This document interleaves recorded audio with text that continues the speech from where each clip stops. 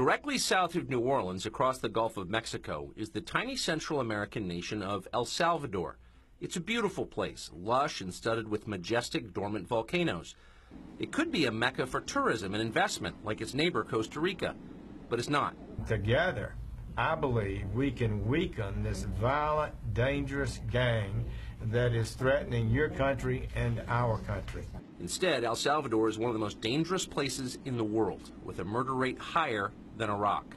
Houses in the capital city, San Salvador, are surrounded by concertina wire and high-voltage fences. Businessmen commute by armored car. Their biggest fear? The criminal gang MS-13, which is holding their country hostage.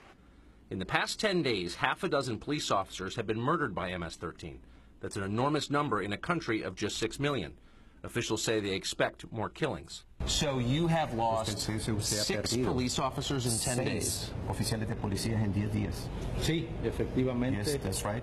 One of those ways of doing things, the gang is to attempt, try to kill police officers. Last week, we traveled to El Salvador to see the situation there firsthand. What happens in that country has a direct effect on life here, where MS-13 has gained a foothold from California to New York. Officials say many of their criminal activities are supervised by gang leaders back in Central America. That was confirmed to us by a former MS-13 assassin we interviewed, a man who claims to have murdered dozens of people for the gang.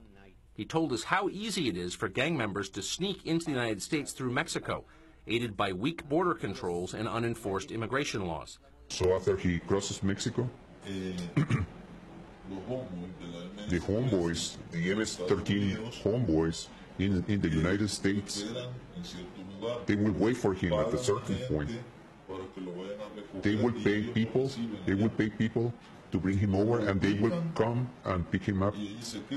So they find him and he stays there.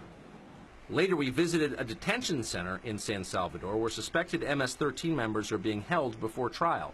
More than 50 men packed in a single cell, their backs to us to avoid being identified. We're here at a Bartolina in the capital city. It's a detention center. It's where the arrested wait until conviction, at which point they move on to one of the city's bigger prisons. We tried to go to one of those prisons today, but we're advised it was just too dangerous to go there. In fact, one of our security guys said if we went there, we'd have to throw away our clothes because it was so filthy. It would be toxic to keep them. The squalor and the stench of bodies were unbelievable. But maybe even more amazing, how young they were. Some seemed barely out of childhood, though in many cases they were covered in gang tattoos, a sign of their total commitment. Before long, some of these guys may wind up in LA or Long Island. It's happening now. So they say what city they want to go to, whether it's Islip, New York, or Houston, or Los Angeles, and we take them there and turn them over to sometimes gang members, sometimes relatives who have very little control over these young people, and they're drawn into the gang.